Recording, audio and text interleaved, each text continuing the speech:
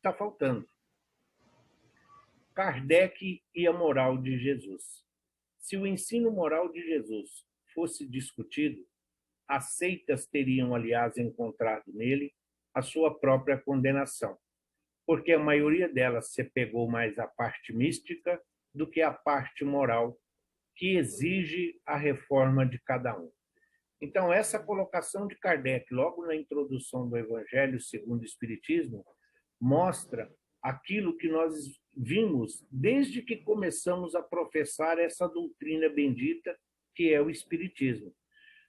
Podem discordar as religiões de qualquer situação, qualquer coisa que está escrito na Bíblia, menos a parte moral de Jesus. E, mais uma vez, sempre que falamos de moral, nós estamos falando de evolução espiritual. É compreender o verdadeiro sentido da nossa existência. Então, as religiões se apegaram muito mais ao conteúdo, à letra, muito mais ao que está escrito nas tradições, principalmente aquelas que interessam aos líderes, às autoridades. Manter o povo numa ignorância é uma maneira de escravizar e, ao mesmo tempo, de conduzir essas ovelhas. Só que isso tem um preço. Aquilo que nós aprendemos com Jesus. A quem muito foi dado, muito será pedido, não é somente em relação a conhecimento, a caridade e em amor. Não. Todos os condutores de alma, todas as criaturas que têm subalternos ou que estão aí na condição hoje de passar adiante conhecimento e zelar por quem não o tem, assume essa responsabilidade. E é esse o sentido de que Jesus é o nosso guia e modelo. A necessidade de interligar, abraçar os filhinhos com enternecimento feroz, buscando a solidariedade possível dos semelhantes na selva que o desafia. Mentaliza a constituição da família e padece na defesa do lar. Nesse concerto de forças, a morte passou a impor-lhe angustiosas perquirições, e enterrando os seus entes amados em sepulcros de pedra, o homem rude a iniciar-se na evolução de natureza moral. Algumas palavras podem parecer difíceis, não é para que nós mostremos conhecimento, é para manter o texto original, porque é nosso dever quando citamos a fonte, tá? Então, o que ele está falando? O homem já não mais somente a conservação da espécie, a perpetuação da espécie. Começa os primeiros rudimentos de sensações, de sentimentos. E o cuidar da prole ou da cria, como se diz que é no reino animal, passa a compreender, porque a morte, se hoje é um tabu entre nós, não se fala da morte, e é exatamente por isso que hoje, em 2021, muitas das famílias encontram-se atormentadas, encontram-se atribuladas, exatamente por não compreender a existência de uma vida depois da vida. E como vamos falar de vida depois da vida se nós não compreendemos o que é Deus, o que é o Criador? Para muitas das situações em que hoje nós vivemos, e para grande parte dos irmãos que caminham conosco, não basta somente dizer que Deus é a inteligência suprema, causa primária de todas as coisas. Não basta simplesmente você dizer, mas não cai uma folha de uma árvore se não for vontade de Deus. Não, a criatura quer ser consolada, ela precisa ser acolhida, ela precisa ser socorrida, alimentada, não só materialmente, mas principalmente espiritualmente, pois a nossa essência é espiritual. É aí que nós começamos, quando nós começamos a compreender esses rudimentos de sentimentos, de sensações, nós estamos iniciando a nossa caminhada moral e, portanto, a nossa evolução. Em que período da evolução nasceu o princípio da responsabilidade, na criatura humana. Que época? Quando surgiu tudo isso? Aqui não é aula de história, mas vamos lá. Nós vamos buscar na fonte.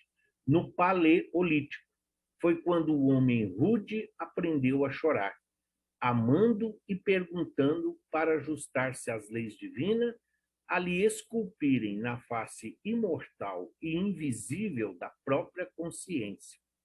Foi aí, então, que, reconhecendo-se ínfimo e frágil diante da vida, compreendeu que perante Deus, seu Pai e seu Criador, estava entregue a si mesmo.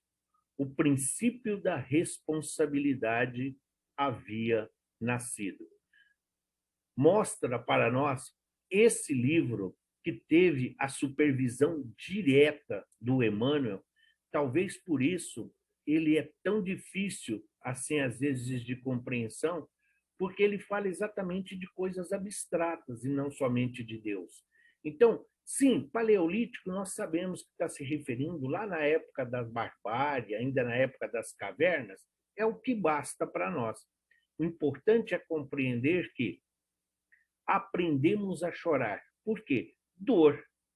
Num primeiro momento, nós aprendemos a chorar por causa da dor física, porque ainda não tínhamos aquele sentimento, nós estávamos descobrindo, ainda vivíamos numa situação de sensações, mas já tínhamos uma ideia de lei divina. Aí começam as adorações, é daí que se cria, porque quando algo vai bem, existe então alguma coisa que é meritório.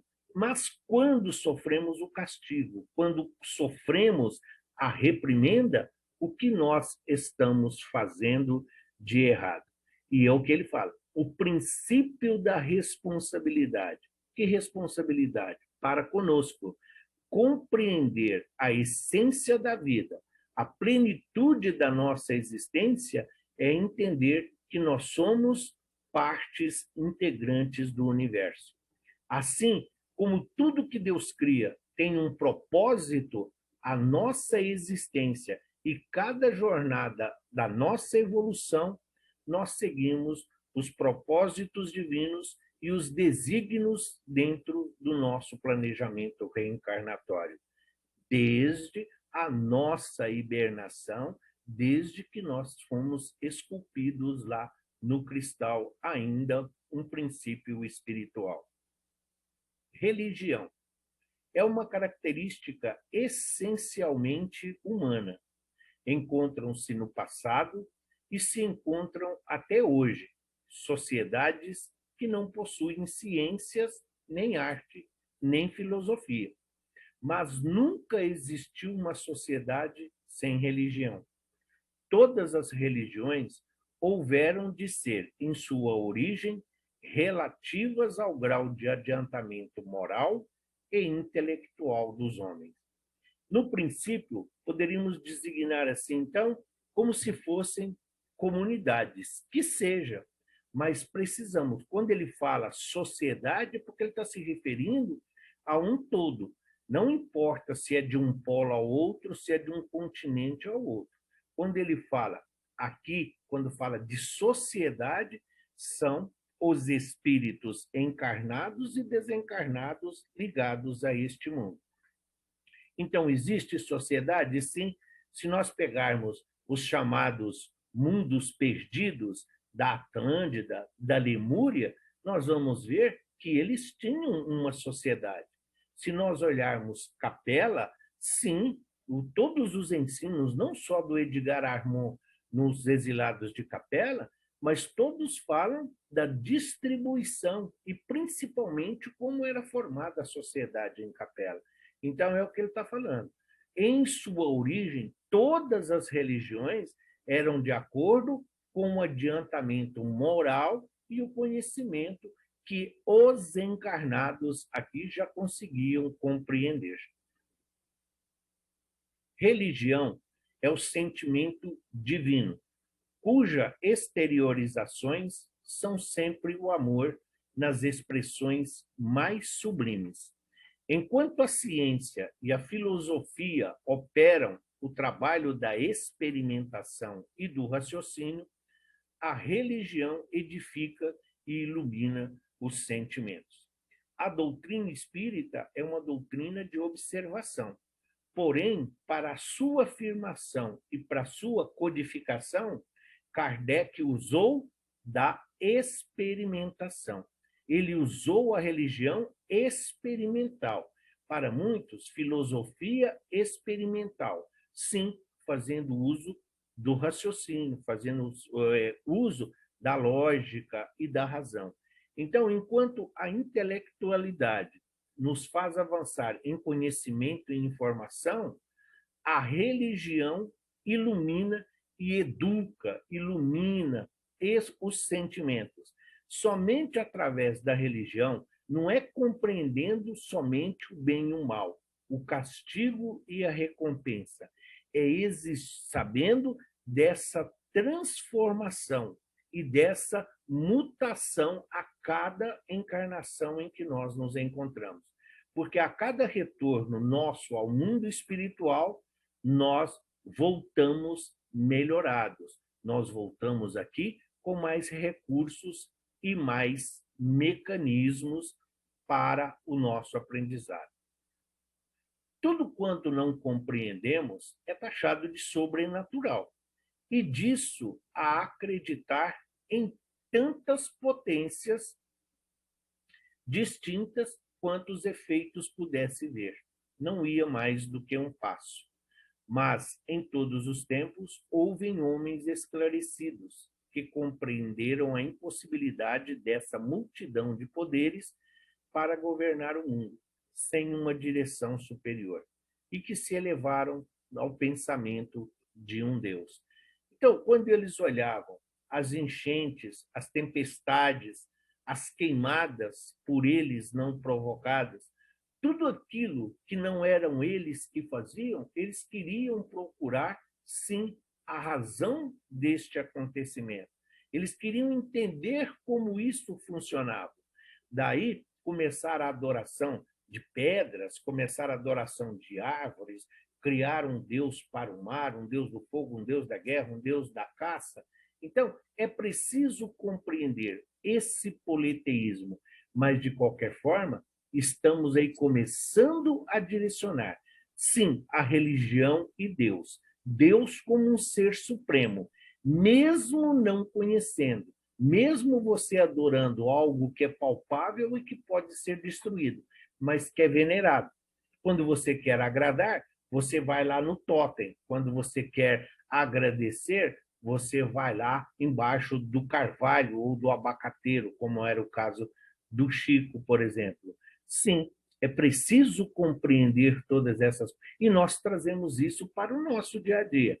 Quando nós vamos à palestra na casa espírita, quando nós vamos à missa na igreja católica, quando nós vamos ao culto na igrejas evangélicas, nós estamos reverenciando esse Deus à nossa maneira e de acordo com o conhecimento que hoje nós já detemos. Quais são os elementos que constituem uma religião? Doutrina. Nós falamos sempre de doutrina espírita. A Igreja Romana também é uma doutrina? O que é uma doutrina? É uma crença, um dogma. Toda religião tem sua doutrina, que fala sobre a origem de tudo, o sentido da vida, da dor, da matéria e do além. Se a doutrina não for composta destes elementos, ela perde totalmente o sentido. Porque quando ele fala de crença, vem de crer, de acreditar. Dogma aqui não é a questão pejorativa que nós falamos. Dogma aqui são os paramentos, aqui são os estatutos, são como funcionam as religiões. É isso que ele fala de dogma. A igreja, quando você estipula o dízimo, isso é um dogma para quem está dentro da religião. O sentido da vida não é só nascer, morrer e renascer. Não, não pode ser só isso. Então, o sentido da vida vai muito mais.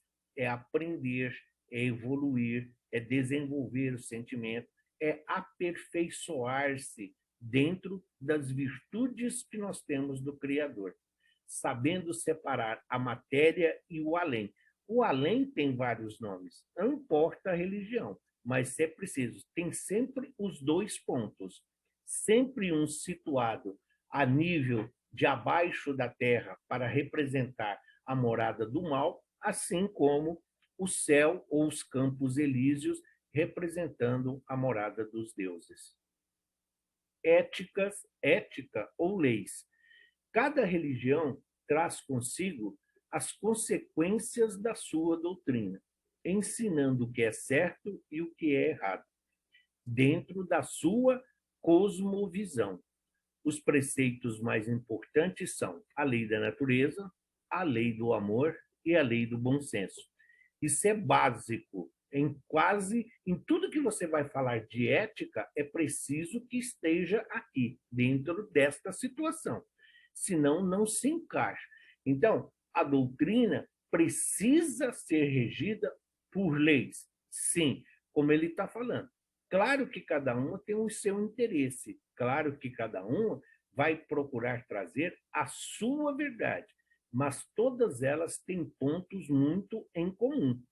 A maioria das religiões espiritualistas, 70% delas, tem como preceitos exatamente o quê? A oração, o perdão e o amor. Porque esses são os fundamentos do judaísmo. E todas as demais religiões derivam deles. Mesmo lá, seja o islamismo, como nós vamos ver, tem esses pontos em comum. Os ritos ou cerimônias. O homem não vive sem símbolos, sem ritos ou sem estruturas visíveis. Os ritos unem os homens de uma determinada comunidade religiosa. Então, quando nós estamos numa palestra, quando nós vamos fazer o evangelho no lar, quando nós estamos em um simpósio, então você tem o quê? Você tem prece inicial, você tem vibração, você tem prece final, você tem fluidificação das águas, nós temos vibrações. Isso são ritos, são cerimônias. Da mesma forma que na Igreja Romana nós temos o batismo, nós temos a liturgia, você tem extrema unção e por aí vai algumas delas. Então, são ritos, são chamados rituais, aí você vai para paramentos e todos os outros, cada uma acrescenta aquilo que lhe melhor identifica, ou seja, cada uma quer a exclusividade, quer ser diferente das outras, sempre voltando ao ponto principal, a parte moral do Cristo. A religião formal, com práticas exteriores como ela é concebida atualmente, neste caso, o espiritismo não é uma religião, mas na comunhão de pensamentos, no mesmo ideal, em pura essência, então sim, o espiritismo é uma religião. Apenas depende do sentido que damos à palavra religião. Se religião, como ele está falando, é uma crença, é acreditar, Deus é o objetivo de todos nós acreditarmos, de crermos, é o objetivo da nossa fé. Quando nós estudamos o Evangelho, quando a religião, como a doutrina espírita tem por base o Evangelho de Jesus, a Boa Nova, e ele é um código de conduta, é um código de moral, é o código de fraternidade que Jesus nos apresenta. Então, se nós estudamos e estamos fundamentados no Evangelho, então nós somos uma religião. Quando lá não tem casamento, não tem batismo, não tem crisma, não tem imersão em água, não tem dízimo. Nesse sentido, nós não somos religião. É isso que ele está falando. Comunhão de pensamentos. Essência. Essência o que é? Amor, caridade, é fé. Essa é o tríplice objetivo de toda a religião. E, nesse sentido, a doutrina espírita é, sim, uma religião. Em espiritismo, a ciência indaga, a filosofia conclui e o Evangelho ilumina. Com a primeira, com a ciência, há o movimento de opiniões. Com a segunda, temos a variedade dos pontos de vista na matéria interpretativa. E com o terceiro, encontramos a renovação da alma para a eternidade. A ciência e a filosofia são os meios. O Evangelho é o fim. Então, a ciência dentro da doutrina espírita, ela vem exatamente mostrar o quê? Como a figura na imagem aqui do slide. Vem para que nós possamos nos situar dentro do tempo e espaço, para que nós possamos acompanhar o nosso próprio progresso. A filosofia nos apresenta as leis morais, a lei de adoração, a lei de destruição, a lei de reprodução, entre outros, a lei de igualdade, fraternidade. Todas essas leis, a filosofia mostra para nós o quê? A ética, mostra para nós como nós devemos nos comportar em relação aos nossos irmãos. E o Evangelho ilumina. Por que iluminar? Jesus mesmo diz, Jesus é a luz do mundo. Então, nós caminhamos no Evangelho. Evangelho, boa nova. Então, para nós, o Evangelho é esse clarão. Quando nós despertamos para a nossa essência espiritual. Quando fala que o Evangelho é o fim, é compreender que sem os ensinamentos de Jesus, nós não alcançaremos, não temos como chegar à casa do Pai. Tipos de religiões hoje existentes. Nós temos as religiões primitivas, o xamanismo, o toteísmo e que está aqui para mim escondido. Então, essas são as religiões primitivas, as primeiras lá que surgiram, como a forma ainda dentro do chamado politeísmo. Temos aquelas chamadas sapiensais, o hinduísmo, o budismo, o confucionismo e o zoroastrismo. Alguém pode falar, poxa, quanto tempo eu estou aqui e eu nunca vi falar nessas religiões. Por isso que nós estamos vendo a evolução do pensamento religioso.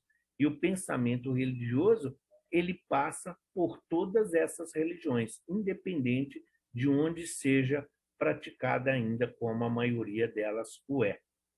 As proféticas, o judaísmo, o cristianismo e o islamismo. E as espiritualistas, espiritismos, os cultos afros brasileiros e a Umbanda. Nós vamos procurar ver cada uma, tá? Sem nos aprofundar muito, porque senão nós ficamos aqui até a meia-noite. Mas é esse o objetivo, é proporcionar o conhecimento, o entendimento para saber de onde nós passamos e por que ainda existe essa variedade. O animismo. Para a religião animista, todos os elementos são passíveis de possuírem sentimentos, emoções, vontades ou desejos, e até mesmo inteligência. Os cultos animistas alegam que todas as coisas são vivas, são conscientes ou todas as coisas têm alma. Então, para os animistas, quando você corta, quando você serra, quando você arranca o galho de uma árvore, aquela seiva que escorre, ela está chorando porque ela tem sentimento. Quando o animal olha para a cria abatida, para o companheiro, aquele olhar perdido, ele está chorando, ele está se lamentando, está mostrando uma dor emocional. Sim, são todas coisas vivas. Para eles não existe orgânico e inorgânico. Para eles, tudo que existe, desde a pedra, desde o reino mineral, tudo é vida. Tudo que existe à nossa volta tem vida. E como eles estão falando, tem vontade. A árvore cresce porque ela tem vontade. Se ela não tiver vontade, ela não vai crescer. Por isso que umas morrem, segundo eles, e outras não. Então, é esse tipo que precisa ser respeitado? Sim. Nós aprendemos. Tem vida? Tem. Uma árvore tem vida? Tem. Nós vimos isso outro dia, semana passada nós vimos. Mas daí a dizer que tem sensação, tem sentimento, que eles têm vontade, a distância é muito grande, mas nós não podemos recriminar. Nós temos que aceitar a opinião deles, mesmo não concordando.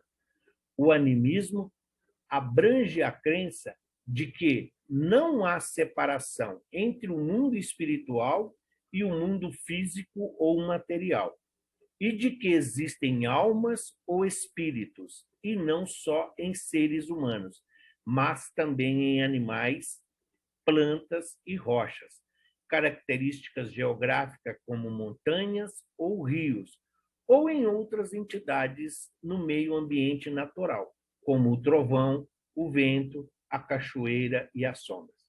Se nós olharmos, todas elas, se nós prestarmos atenção no que vai ser o discorrer da nossa aula, nós vamos encontrar em todas as religiões fundamentos da doutrina espírita. Quando eles falam que não há separação entre espiritual e o mundo físico, quando eles falam que existem almas ou espíritos nos animais, nas plantas, nós não falamos de vida orgânica, que eles nascem, que morrem. Sim, você tem vida. Depende de como está empregando o termo aqui escrito. Como está colocado essa palavra vida? Se é vida orgânica, sim. Mas quando nós falamos de uma vida racional, diferentemente, claro que não. Então, os animais, as plantas, sim, tudo é, mas é diferente da montanha, como é diferente do mar. O rio não pode ser a mesma coisa que o mar. Um é água doce, o outro é água salgada. Da mesma forma, como não explicamos o trovão. Então, muitas dessas coisas que não são explicáveis aos olhos deles é porque tem vida e não nos compete. É nesse sentido que eles passam a admirar os seus deuses. É aqueles a quem eles passam a cultuar desse sentido. Então, quando ele fala, não só em seres humanos, mas animais, plantas e rochas, nós estamos passando pelos 3 reinos evolutivos que antecedem o período hominal. O politeísmo é um sistema religioso que consiste na crença em diferentes divindades. Nas sociedades politeístas, são admitidas as existências de múltiplos deuses, normalmente cada um destinado a uma característica particular da natureza, como o deus do trovão, o deus do sol, deusa da chuva, deusa da terra, entre outros deuses. Cada divindade no sistema politeísta possuía força e poderes especiais, sendo especialista em determinadas áreas, como não poderia ser diferente, como os elementos da natureza, as relações humanas, objetos, atividades e mais. Então, aqui, nós trouxemos só alguns para ilustrar.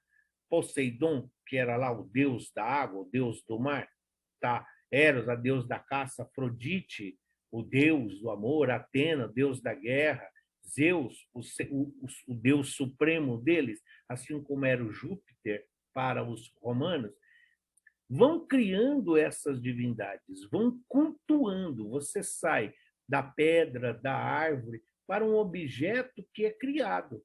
Quando se fala, quando nós lemos lá no livro, no Gênesis da Bíblia, que quando Moisés vai até o Sinai para receber o decálogo, o pessoal criou lá, cada um fez uma doação e criaram lá um bezerro de ouro e passaram a adorar. Nada muito diferente do que nós estamos vendo. Então, para eles, era esse Deus. Por quê? Era esse tipo de Deus que eles cultuavam no Egito. Era esse tipo de Deus que eles eram obrigados a venerar. Então, até que alguém lhes apresentasse um Deus melhor, um Deus mais potente, um Deus mais forte, era essa a tarefa de Moisés. O totismo, nesta religião, todos os que estão envoltos, totem está relacionado, como a gente coloca só para a imagem. Todos os envolvidos dentro do toteísmo, eles se julgam associados a seres animais ou vegetais, ou mesmo a fenômenos e elementos naturais como o sol, a água, o trovão e o raio. Todos se creem ligados entre si, na pessoa de um antepassado heróico, que tanto pode ser um homem como um animal, como uma planta. Esculpiam seus símbolos em pedras, umas empilhadas em cima das outras, com imagens de animais sobre os seus brasões.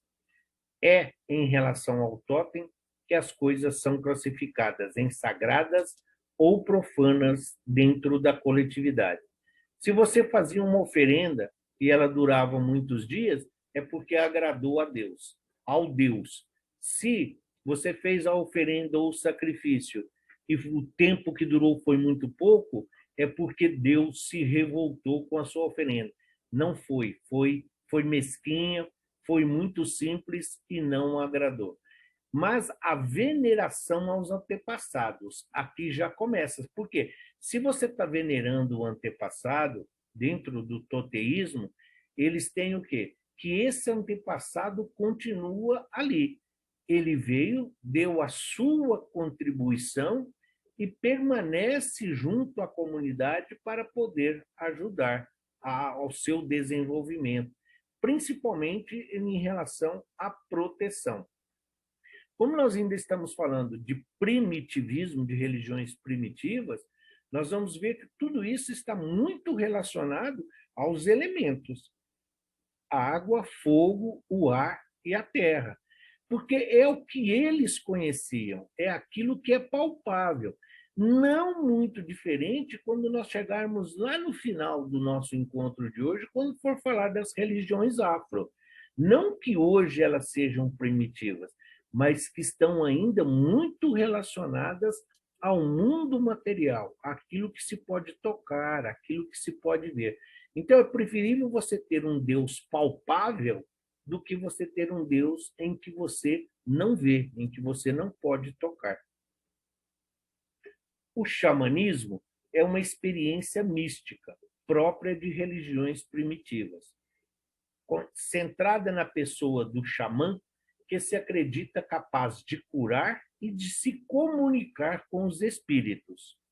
O xamã exerce as funções de curandeiro, de sacerdote e de condutor das almas. Os povos que admitem o xamanismo acreditam que a doença é provocada pela perda da alma. Assim, o xamã deve, de início, descobrir onde se encontra a alma perdida, ou se ela foi sequestrada por algum espírito do mal. Qualquer relação com obsessão não é mera coincidência, com um encosto. Então, dentro do xamanismo, nós começamos a ter um sacerdote, você começa a ter uma hierarquia eclesiástica, alguém que mostra o conhecimento, não somente de ervas de cura, mas alguém com uma ascendência moral dentro da comunidade. Então, se eles acreditam, como falo, que a doença é provocada pela perda da alma, que vai estar relacionado lá com o pecado original. A Igreja Romana fala de um pecado original. O fato de nascermos já é o pecado original. Sim, nós falamos, o que é o pecado original? São os nossos débitos do passado, são os nossos erros que nós trazemos do pretérito. Nós não estamos na primeira encarnação. Então, o xamanismo, eles acreditam que se você perdeu a sua alma por erros, por falhas, então, quando você a doença é porque está aí um descompasso entre o corpo físico e a alma. É como se você estivesse vagando. Então, você vai no xamã, ele vai te indicar um tratamento, você vai passar para que você possa se reencontrar a sua alma. E se ela foi sequestrada por algum espírito do mal, você tem uma recompensa. Você pode negociar e ter a sua alma de volta. Mas existe um preço aí que se paga. Nada muito diferente do que hoje nós sabemos aí, que existem ainda essas permutas e essas trocas em muitas religiões. A promessa também deriva daqui. Se eu encontrar a minha alma, eu faço isso. Então, daí começam, como nós compreendemos hoje, o que são os dogmas de muitas das religiões. As variações culturais dentro do xamanismo são muitas, mas, em geral, o xamã pode ser homem ou mulher, o que já é um grande progresso desde a sua fundação, a depender da cultura, e muitas vezes há, na história pessoal desse indivíduo, um desafio, como uma doença física ou mental, que se configura como um chamado, uma vocação. Depois disto, há uma longa preparação, um aprendizado sobre plantas medicinais e outros métodos de cura, e sobre técnicas para atingir o estado alterado de consciência e formas de se proteger contra o descontrole. Naturalmente, o processo de aprendizagem e as técnicas empregadas variam de cultura para cultura. Essa história de que ainda existem, nós sabemos, muitas seitas, muitas denominações religiosas que usam chás, que usam aí infusões para que possa o espírito ter mais facilidade de comunicação, a grande maioria delas buscam isso dentro do xamanismo. Então, geralmente, o xamã é alguém que, se foi na época quando começou o culto, vamos assim dizer, se era alguém que foi atacado por uma fera, se é alguém que sofreu um acidente e sobreviveu, mesmo com todas as sequelas que isso traz, esse é o chamado. Se a pessoa não desencarnou, não morreu, é porque ele tem um compromisso com o seu Deus. Então, a partir daí, ele precisa modificar, ele precisa transformar a sua existência. E aí, ele é iniciado nas coisas espirituais, nas formas de transformação do mundo, saindo do materialismo e buscando um espiritualismo, mesmo que ainda desconhecido. Então, esse estado alterado de consciência é uma forma de induzir a todos os participantes a acreditar e ver aquilo que está sendo sugestionado. Ainda é muito comum. O xamanismo que hoje nós conhecemos, a música xamânica, que é usada, por exemplo, para harmonizar ambientes, para quem quer estudar, muitos usam até para dormir, não tem nada a ver com o xamanismo aqui como religião. São coisas totalmente distintas.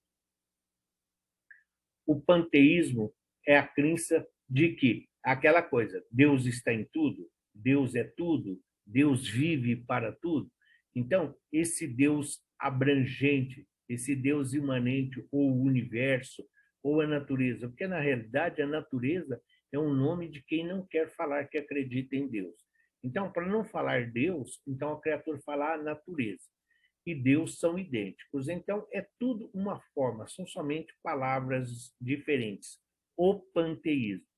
Sendo assim, os adeptos dessa posição, os panteístas, não acreditam num Deus pessoal, antropomórfico ou criador. Eles não acreditam que tem um criador absoluto. Eles não acreditam, para eles, acreditar nesse Deus com forma humana, né? Para eles é impessoal, para eles é difícil. Então, a palavra deriva do grego pan, que significa tudo, theos, Deus.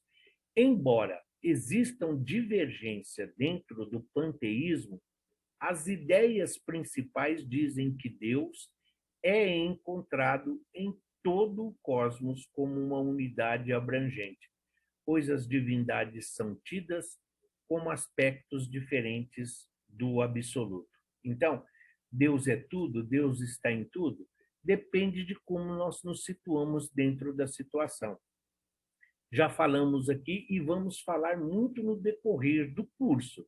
Quando Paulo de Tarso diz, né, que Deus, em Deus existimos, em Deus nos movemos, ele está falando que Deus está em toda parte, que Deus está contido em tudo. Quando Kardec diz que nós respiramos o hálito divino, ele está dizendo que Deus é a nossa manutenção, que Deus é a nossa fortaleza, que Deus existe em nós, que Deus está em nós.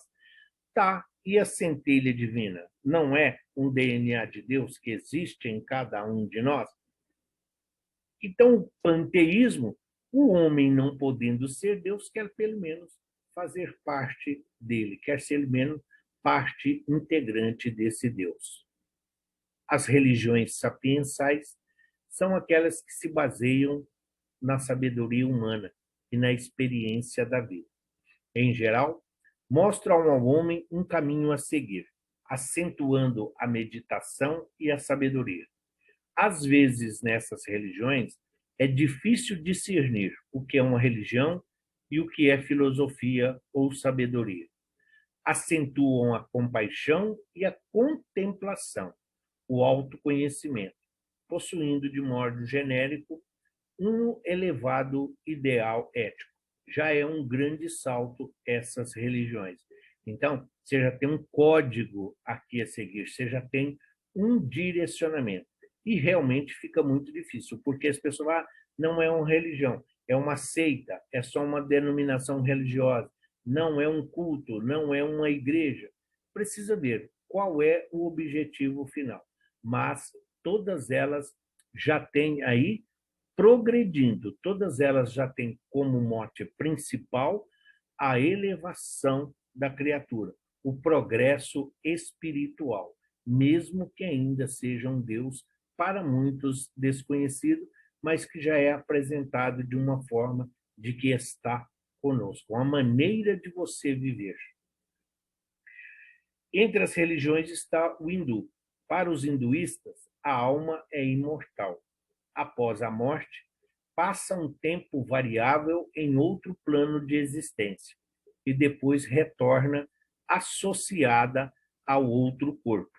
Muita coincidência com a doutrina espírita, né? Então, após a morte, passa um tempo variável em outro plano de existência e depois retorna associada a um outro corpo. As condições nas quais o ser humano nasce são derivadas do seu karma, ou o resultado de sua conduta nas vidas anteriores, causas atuais das aflições e causas anteriores das aflições. Por isso, é possível reencarnar como um vegetal e um animal, ou com sexo diferente do experimentado na reencarnação anterior. Estava indo muito bem, até eles entenderem que o espírito retroage, que o espírito regride. Sim, reencarnar sim, mas como vegetal ou animal, aí nós sabemos que isto é impossível. Mas, quanto ao sexo, o espírito escolhe o sexo de acordo com a sua necessidade evolutiva. Por isso que se diz que o espírito não tem sexo.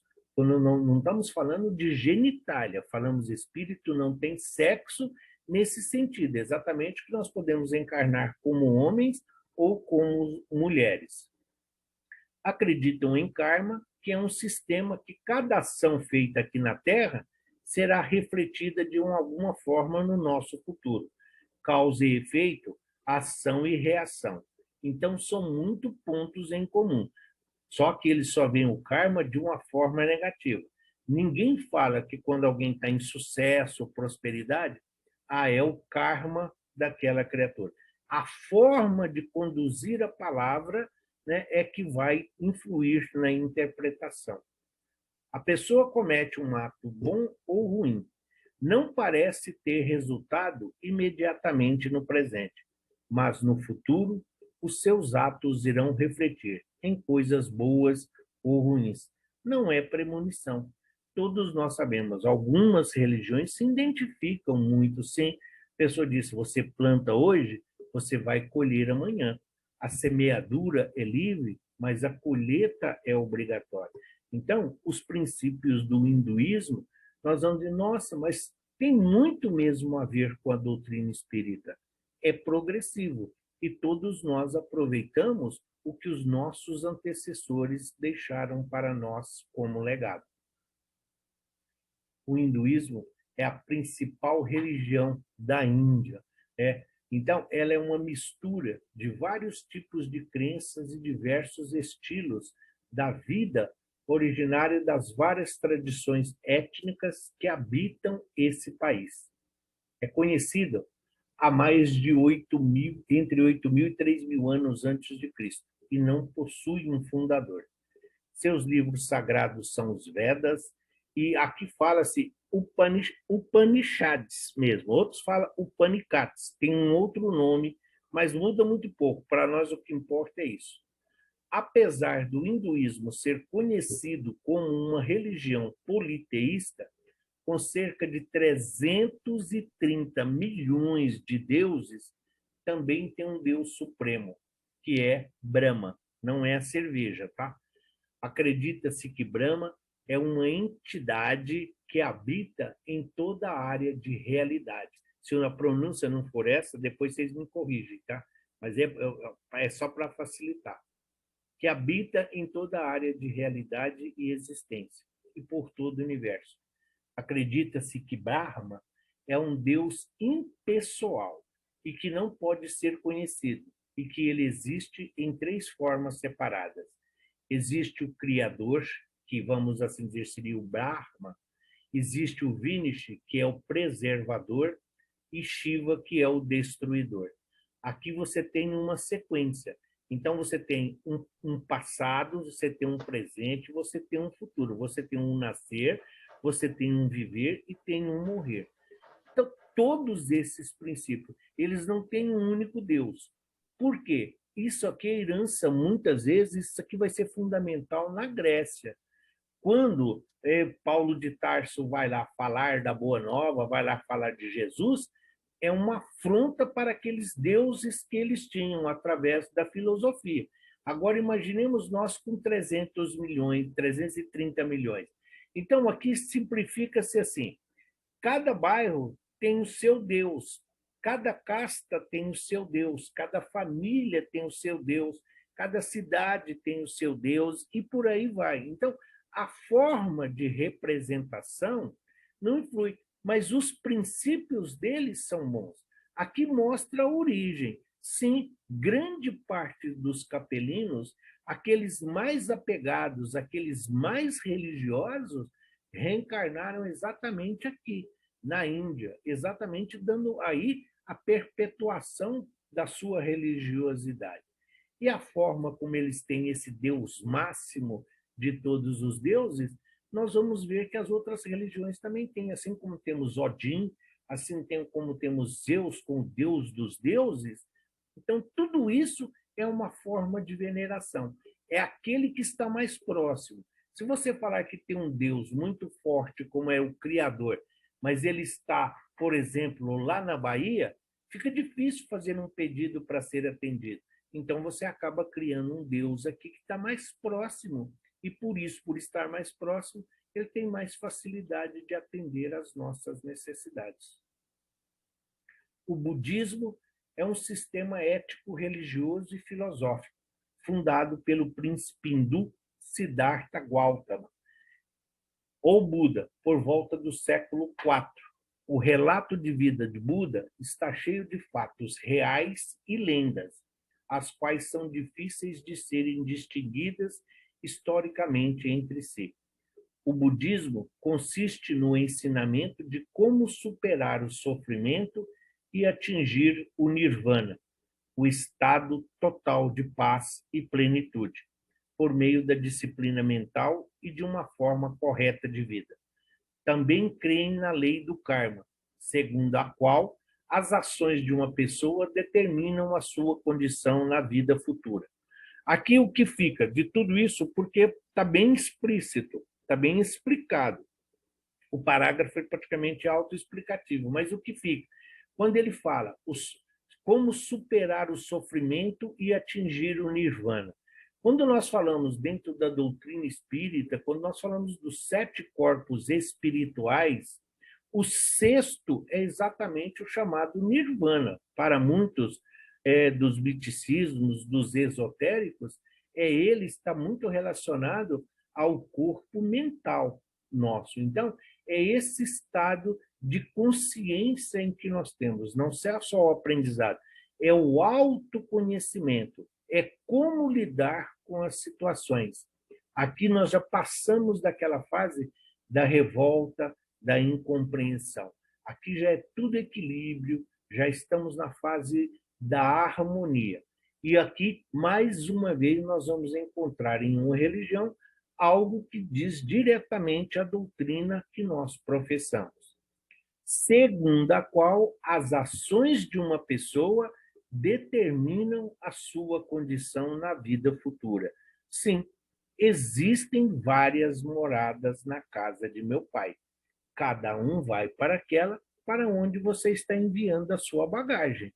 Para onde nós estamos enviando os nossos atos, as nossas atitudes, é para lá que nós vamos. Então, as nossas atitudes, elas vão determinar qual será a nossa condição na erraticidade para eles a vida futura. A doutrina do budismo é baseada nas 4 grandes verdades de Buda. Primeiro, a vida é repleta de sofrimento, planeta de provas e expiações. Todos nós estamos aqui na reparação e na reconciliação com a lei divina.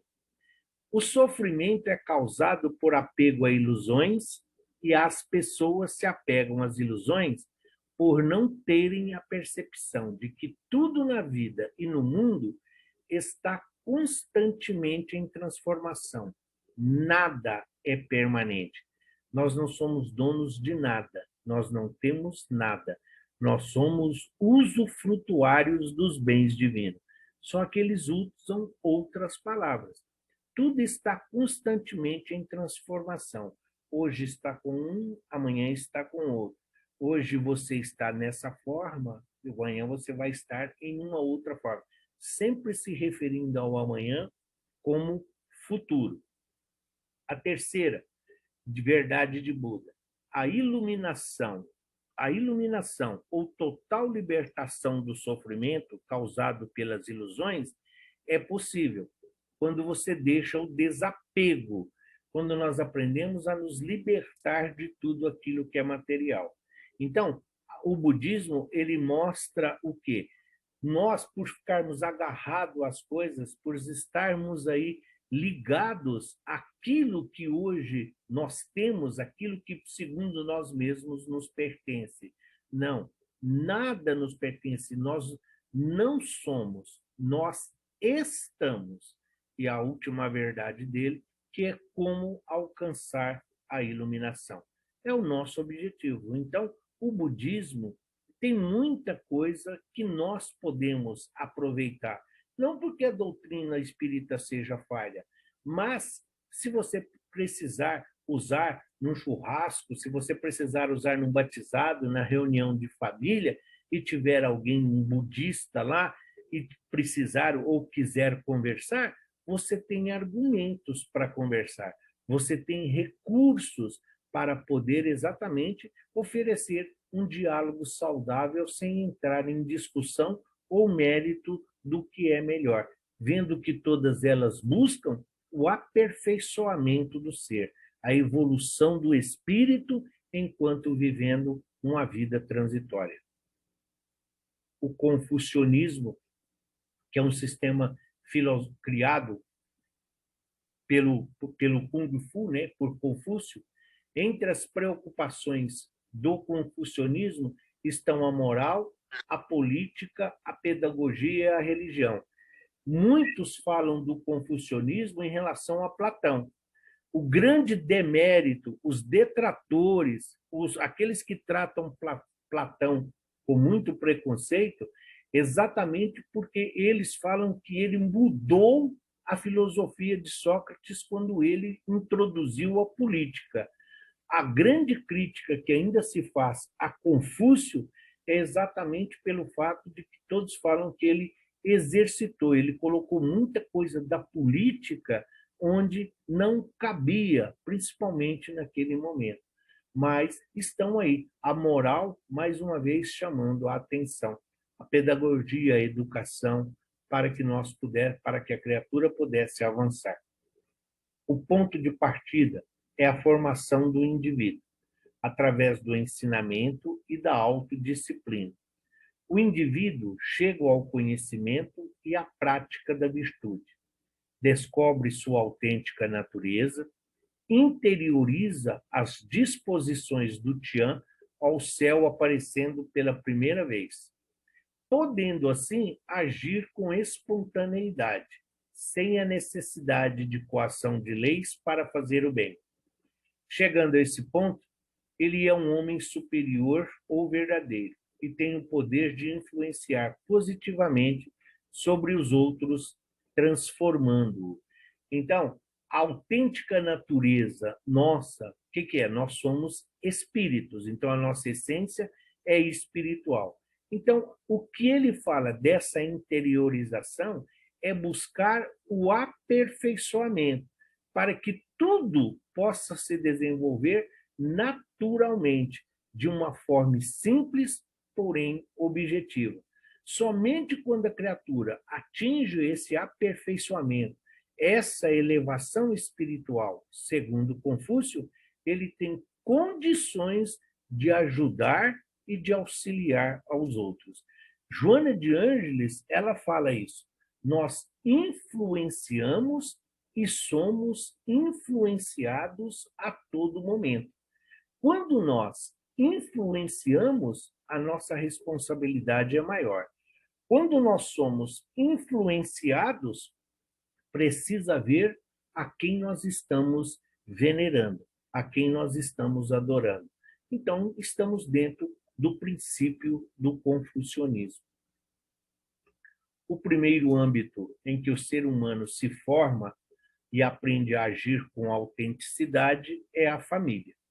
O filho aprende com os pais, responsabilidade filial, especialmente no exercício da piedade filial ou xiao. Ou seja, o filho deve aos pais respeito, obediência, deferência, sustento na velhice, enquanto o pai dá ao filho proteção e ajuda em sua formação. Inverte-se os papéis. Os pais, enquanto o espírito, enquanto é criança ali, ele tem toda a responsabilidade na sua formação e sustentação. Porém, na velhice, é preciso que o filho retribua aquilo que recebeu.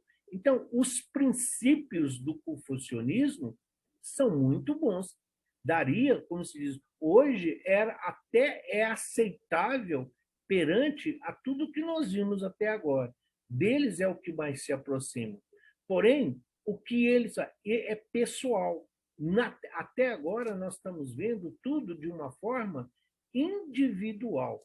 Você não tem aí não é regulamento, mas você não tem recursos coletivos. Tudo depende de quem está na direção. Tudo depende de quem está no comando. Essa voz que comanda é que está a responsabilidade. Você guiar a outra pessoa. Você é responsável pela orientação daquilo que você está deixando como legado. O segundo hábito que Confúcio fala é o da sociedade, onde se aprendem e se praticam as virtudes sociais. É essa parte da política que muitos criticam. Sobretudo, a justiça, a generosidade para com os outros, caridade, o perdão e a benevolência. Esta última é uma virtude fundamental no pensamento confucionista, cujo extenso significado compreende tudo o que torna o homem verdadeiramente bom. Então, sim, se a justiça, nós sabemos, Deus é a justiça, sim, Deus é a justiça. Deus é o perdão, Deus é a benevolência. Então, estamos buscando aqui os mesmos princípios da doutrina espírita. E quando ele fala benevolência, não está lá no Evangelho segundo o Espiritismo, que nós devemos ser rígidos e rigorosos para conosco, mas devemos ter a indulgência, a benevolência para com o próximo. Então, é isso que ele está falando. O que torna verdadeiramente um homem bom? Quando nós podemos dizer que somos uma criatura boa? Se nós observarmos estes preceitos da facilidade que temos entre benevolência, perdão e justiça. Muitas vezes, quando nós nos arvoramos pedindo justiça, na realidade nós estamos pedindo vingança. Essa é uma das coisas que ele sempre fez questão de deixar bem claro. Não, eu entendo o que aconteceu, mas eu quero que Deus faça justiça. Aí eu espero que Deus faça justiça. Na realidade, nós estamos querendo que Deus venha fazer por nós vingança. E o zoroastrismo, a maior das religiões, a maioria das religiões possui livros ou textos sagrados, seja a Bíblia, seja a codificação, o Alcorão, o Talmud, todas elas têm os seus livros. E não é diferente com o zoroastrismo.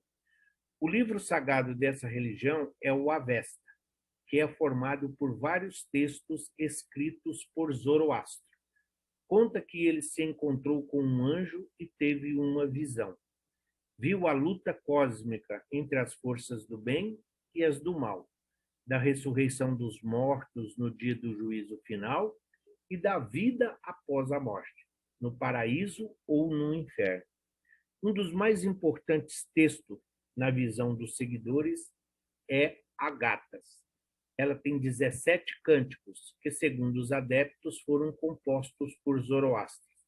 No outro livro, o Vendidá, contém as orientações sobre as purificações.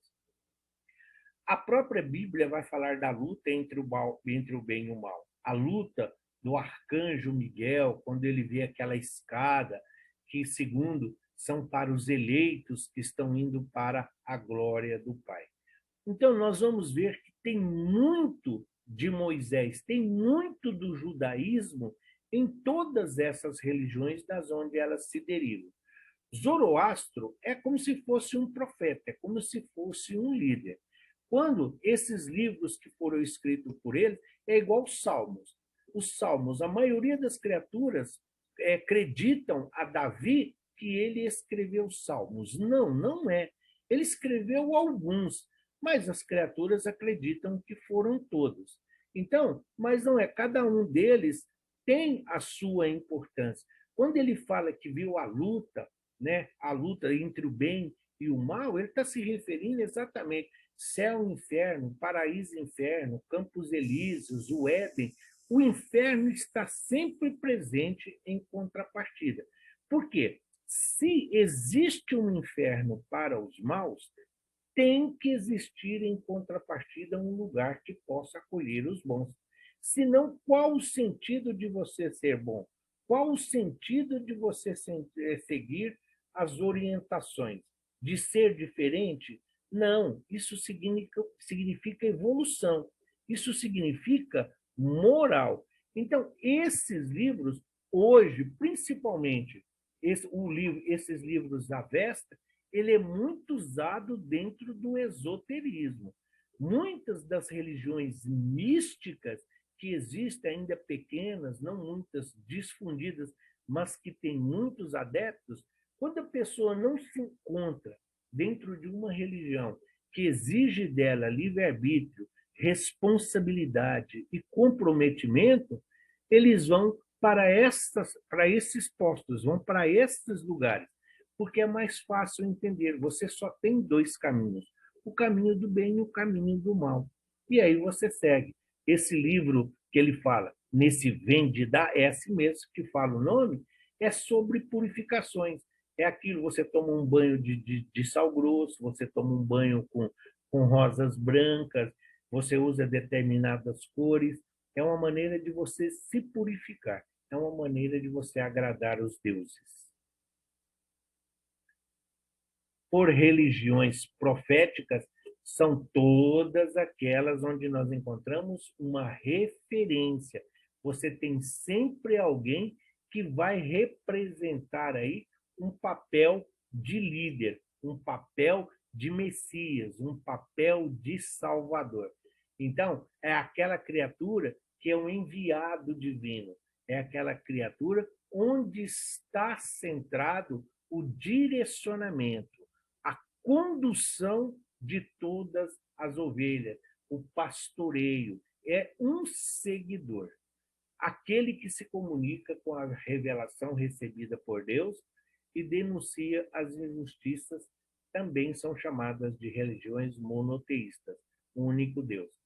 Todas as religiões proféticas têm um único Deus, monoteísmo que nós herdamos de Abraão.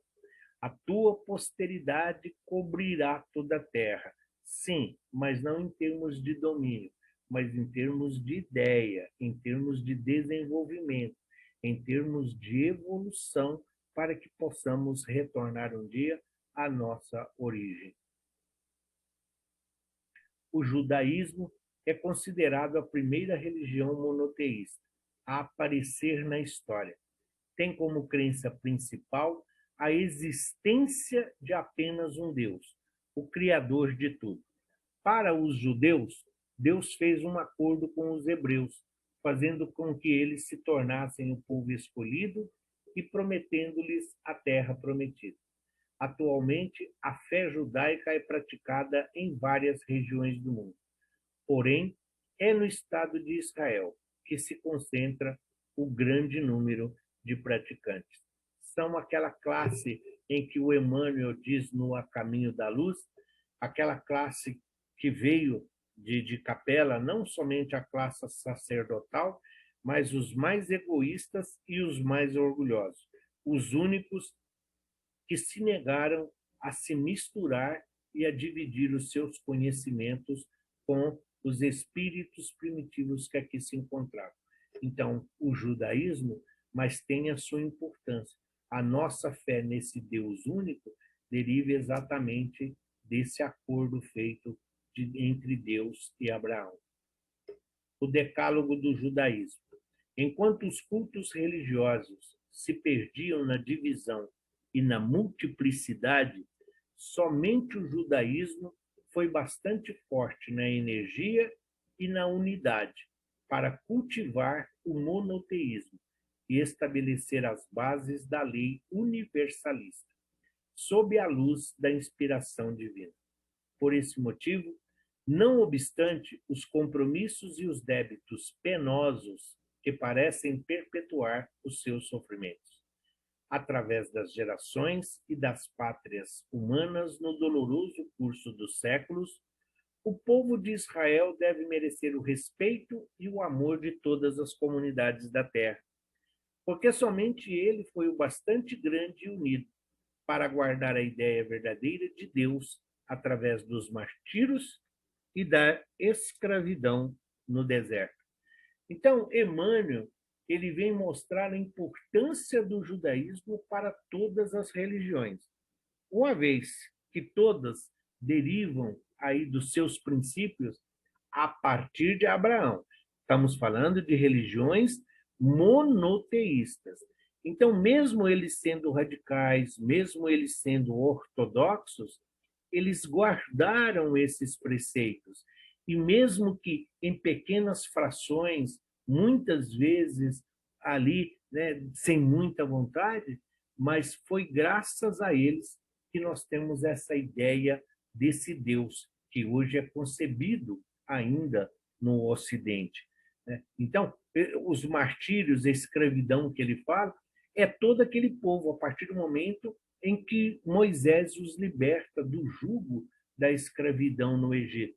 Eles precisam perder as suas crenças politeístas, os seus costumes e as suas tradições e passar a venerar e adorar um Deus único e que para eles era aquele Deus que castigava e que premiava, um Deus que matava, um Deus que punia. Então, mas é graças a eles que nós hoje nos encontramos nesse patamar de conhecimento. E o cristianismo, que, de acordo com a fé cristã, Deus mandou ao mundo seu Filho para ser o Salvador, o Messias dos homens. Messias, a tradução literal, também é Salvador, é enviado divino. Este seria o responsável por divulgar a palavra de Deus entre os homens. Foi perseguido, porém deu sua vida pelos homens. Ressuscitou e foi para o céu. Ofereceu a possibilidade da salvação e da vida eterna após a morte a todos aqueles que acreditam em Deus e seguem os seus mandamentos. A principal ideia do cristianismo, ou mensagem da religião cristã, é a importância do amor divino sobre todas as coisas. Para os cristãos, Deus é uma trindade formada pelo Pai, pelo Filho e pelo Espírito Santo. Não tem como. Então, quando ele fala cristianismo, mas a doutrina espírita é cristã? Sim, todos aqueles que seguem os ensinamentos de Jesus é uma doutrina cristã. Então, nós somos espíritas cristãos. Nós somos espíritas. Seguimos o Evangelho. Mas não existe espírita cristão? Existe espírita. Qualquer um que segue os ensinamentos de Jesus é cristão, seja ele do judaísmo, seja ele do hinduísmo, do budismo, do xamanismo, é que eles têm os seus deuses. Então, eles não são cristãos porque não seguem os ensinamentos de Jesus. Explicar essa trindade de que Deus, o Pai, o Filho, Jesus e o Espírito Santo são uma só pessoa, para quem não tem conhecimento da codificação, para quem não é espírita, é entrar num terreno de discussão sem nenhum benefício, sem nenhum objetivo. Então, aguardemos, porque Espírito Santo, o próprio termo em si, já é um derivado, que como nós vamos ver, da Bíblia católica, da Igreja Romana, porque no início era só Espírito. Espírito Santo é simplesmente para definir um espírito mau e um espírito ruim, um espírito malévolo e um espírito benévolo, um espírito que traz benefício. Então, o Espírito Santo seria a mesma coisa. Não, esse espírito aqui é do bem. Foi acrescentado e acabou ganhando o sobrenome. Da mesma forma, poderíamos dizer somente Jesus? Sim, mas por que Jesus Cristo? É uma referência da sua hierarquia espiritual. Veio da esfera crística. A mesma coisa se aplica aqui. São só nomenclaturas. Na Península Arábica viviam várias tribos, vários grupos, várias comunidades, os chamados clãs. E eles não possuíam unidade política. Existiam muitas seitas, existiam vários grupos, cada um fazendo a sua maneira. Eles não possuíam unidade política nem religiosa, mas existia um elemento religioso comum, a Caaba, que era um templo na cidade de Meca. Da mesma forma que tínhamos o templo de Jerusalém, como nós temos o Vaticano, onde ficavam muitos ídolos tribais, em especial a Pedra Negra, que era adorada por toda a população. Então, mesmo existindo, é como se fosse clubes de futebol.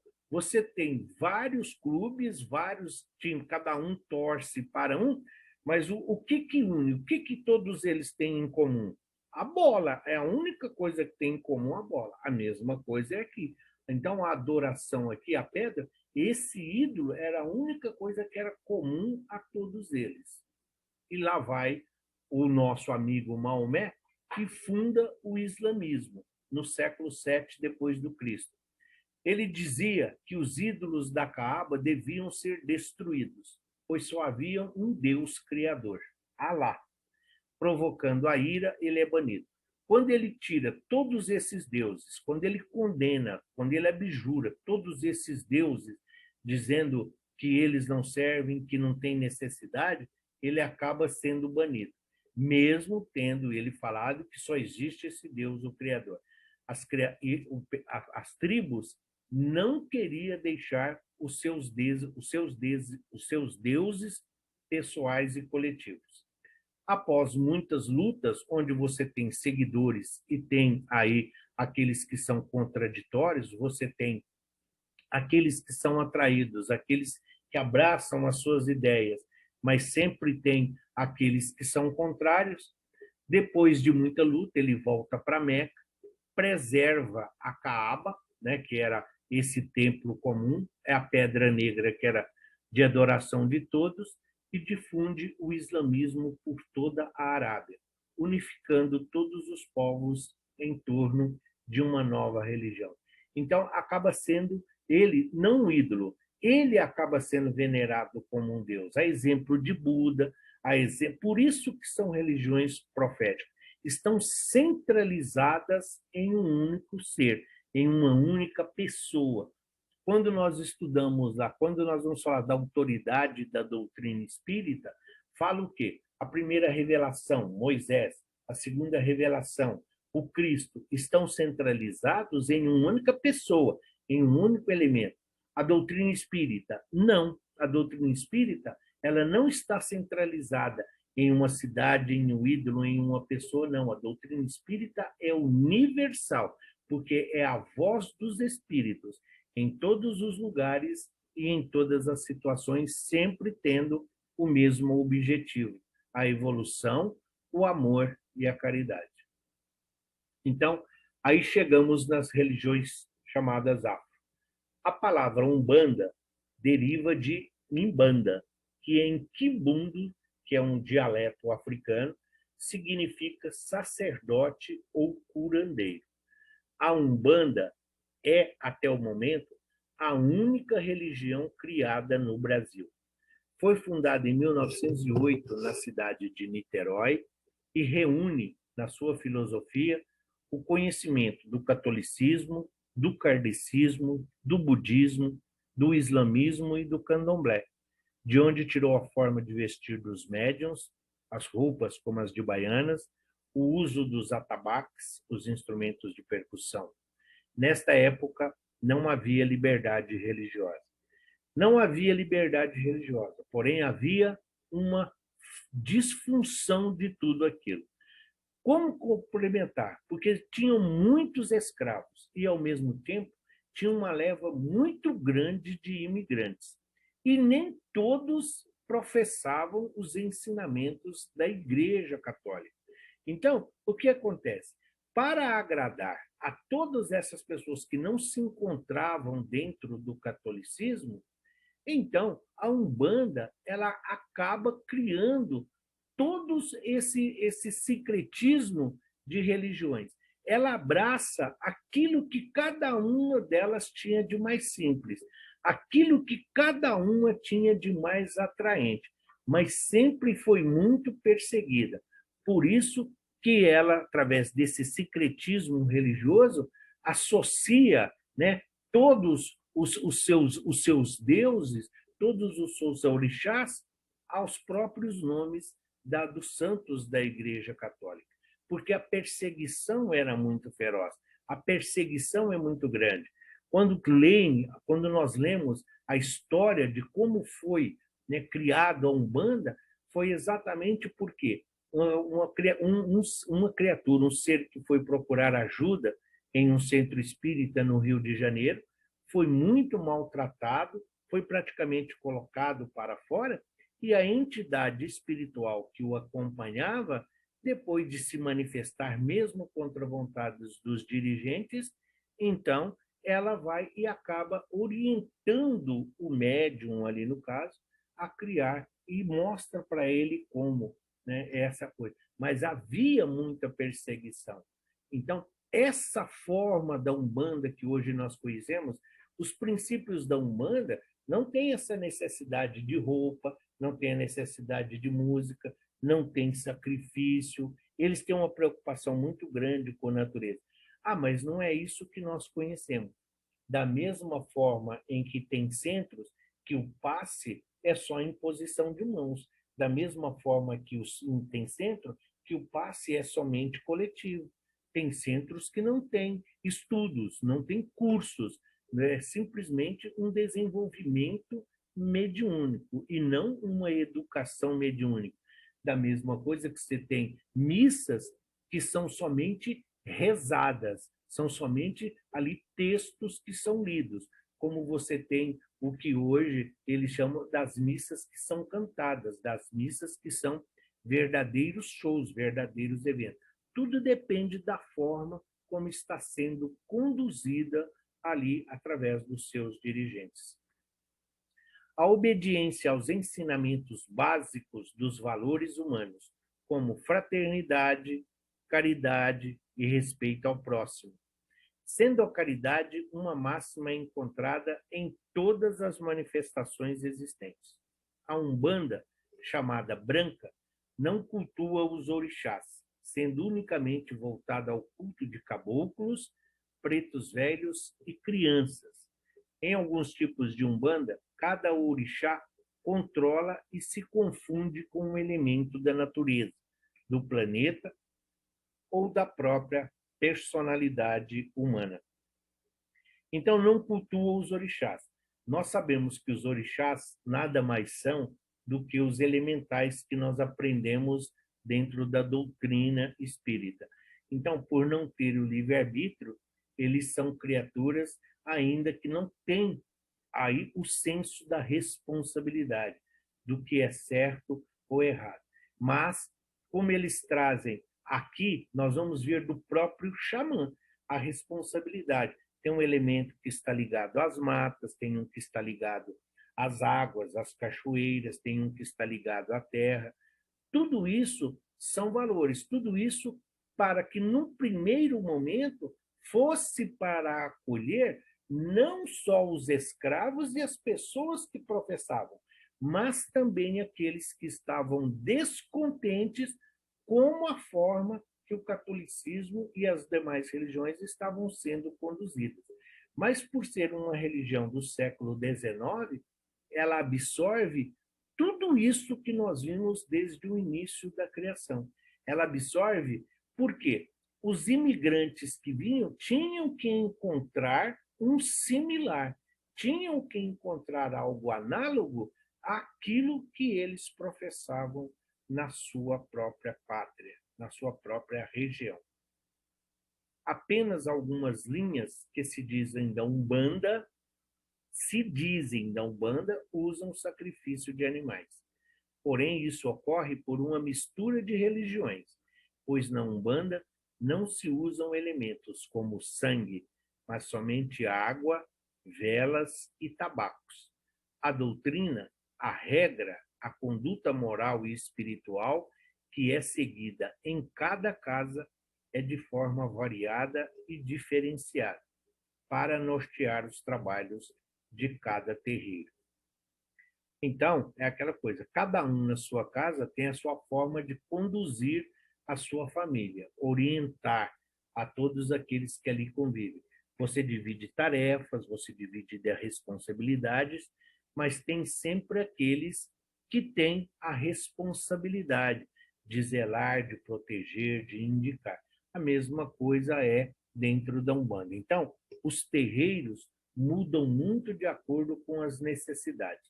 Nós não estamos entrando no mérito de linhas, aqui de elementos, o que fica, o que nós sabemos hoje é que, graças ao desenvolvimento e principalmente hoje no mundo, ao meio em que nós nos encontramos, a maioria dos terreiros instituíram o estudo. A maioria deles usam os livros da codificação. A coleção Fonte Viva do Emmanuel é usada em quase na totalidade deles para fazer as aberturas dos trabalhos, as orações e as preces. Aboliram o tabaco, a maioria aboliram a cachaça, usam somente essências, porque já compreendem que os médiuns são os responsáveis pelo seu próprio corpo. O médium é que tem a responsabilidade de zelar pelo seu patrimônio. E eles vão se adaptando exatamente Por quê? Isso é evolução, isso é aprendizado. Então, é sim uma religião que tem muitos adeptos? Sim, tem muitos espíritas que frequentam a Umbanda. Tem muitos espíritas que têm ligação com a Umbanda. Não existe nada contrário. A dificuldade que muitas vezes encontramos é que nós ficamos com um pé em cada canoa. Não é errado você querer seguir as duas ou professar as duas, é que tem hora que você vai encontrar pontos distoantes de uma para outra. Então, se você não definir, você acaba não definindo quais são os seus objetivos. E aí pode acabar se perdendo. O candomblé é uma religião, como as outras afros, que é derivadas do continente africano, está muito relacionado às condições dos guetos e, principalmente, é algo quase que como familiar que ali estava. Nós vamos ver, a principal diferença entre eles, a religião, o candomblé e a umbanda, são exatamente os orixás. Então, as religiões tribais africanas trazidas como escravos pelo Brasil, e com eles vieram os orixás africanos, todos negros, sem mistura de credo, pois não conheciam as religiões católica nem espírita. Não tinha ainda integrado e nem chegado na África.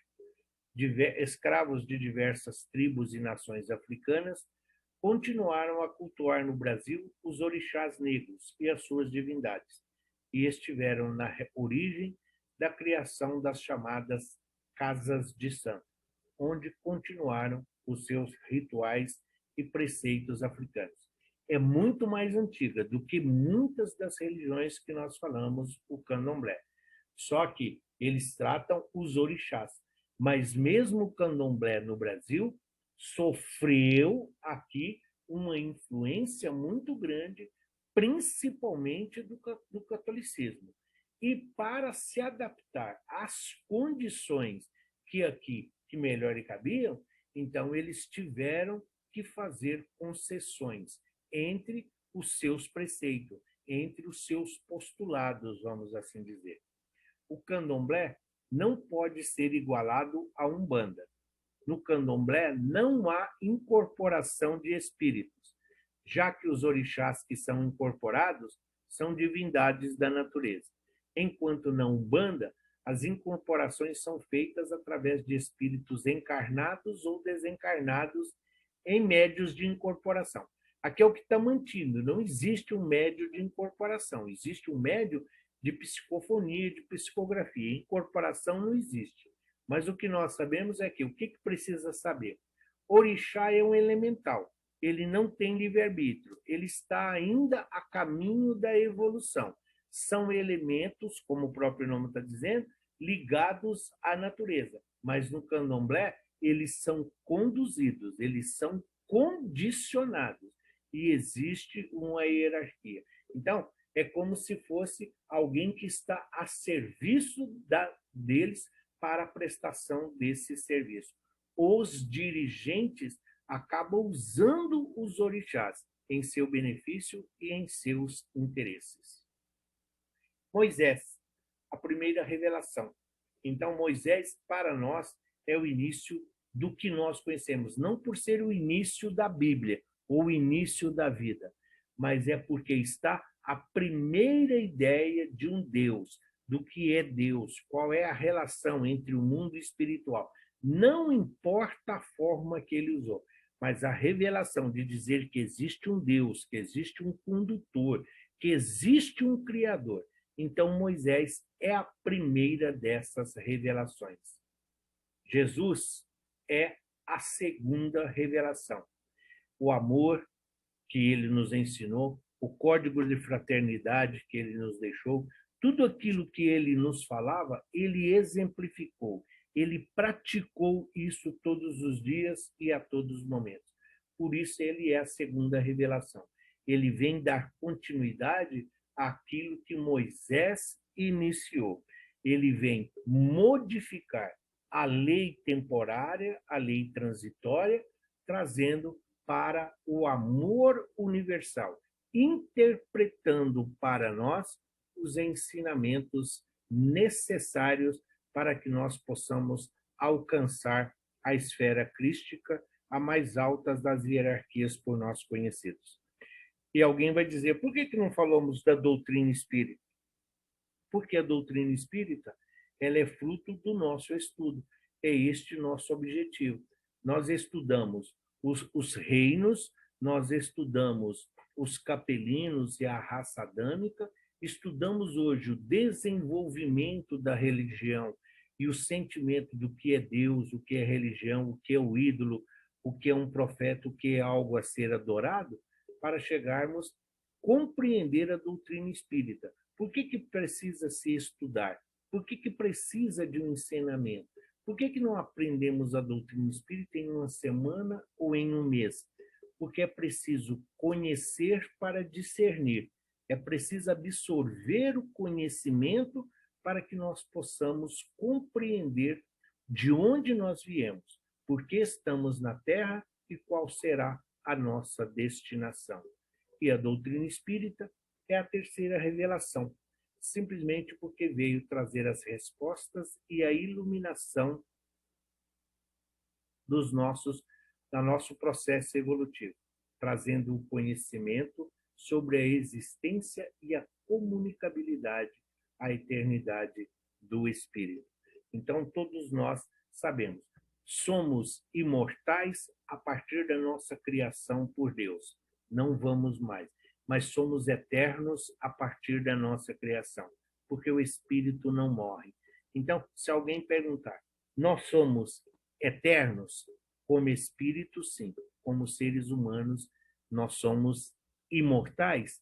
Tá, depende da concepção. Se for uma matéria física, nós morremos. Sim, mas o Espírito eterno, como tudo que Deus criou, é eterno. E a doutrina espírita, ela vem exatamente mostrar a nossa relação com o mundo espiritual, vivendo as fases temporárias e de transição como essa em que nós nos encontramos. O Emmanuel, ele fecha dizendo assim, o Espiritismo não pode guardar a pretensão de exterminar as outras crenças, parcelas da verdade que a sua doutrina representa, mas sim trabalhar para transformá-las, elevando-lhes as concepções antigas para o clarão da verdade moralista. A missão do Consolador, que tem que se verificar junto das almas e não ao lado das glórias efêmeras dos triunfos materiais.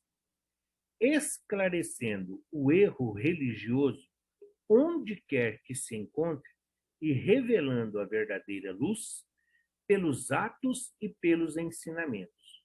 O espiritista sincero, enriquecendo os valores da fé, representa o operário da regeneração no templo do Senhor, onde os homens se agrupam em vários departamentos, ante os altares diversos, mas onde existe um só mestre, que é Jesus Cristo. Resumindo, então o Emmanuel, ele disse que, dentro do que nós hoje podemos ver, ele existe. Nós estamos em um planeta que foi idealizado e criado por Jesus. Aqui, nós somos convidados a dar a nossa contribuição. Em vários momentos da nossa existência, da nossa peregrinação, como viajores da eternidade, nós paramos nessas estalagens, nessas paragens que são as nossas encarnações. Mas se Deus é único, Jesus é o nosso mestre, Jesus é nosso guia, Jesus é nosso modelo. Exatamente por estarmos hoje em uma doutrina que tem as respostas que todos nós necessitamos, que nos abriga e que nos acolhe, mostrando que nós somos muito mais imperfeitos do que maus. E mesmo assim, nós somos convocados a trabalhar e a servir. Jesus, Deus, poderia fazer uso de tudo, sem usar qualquer um de nós, sem solicitar o nosso auxílio ou a nossa ajuda. Porém, tanto Deus, com a sua misericórdia divina, como Jesus, em seu amor incondicional, sempre nos oferece a oportunidade de sermos ferramentas úteis e instrumentos a serviço do bem e a serviço do amor. Por sermos espíritas e por professarmos o Evangelho do Mestre, nós temos dever e obrigação de respeitar todas as religiões, todas as denominações religiosas, entendendo que nós também um dia já estivemos nesta mesma situação. Os nossos irmãos que lá se encontram, hoje estagiando, nós também um dia já tivemos as mesmas dificuldades. E que todos eles, breve, todos nós nos reuniremos na casa do Pai, que é o nosso objetivo final.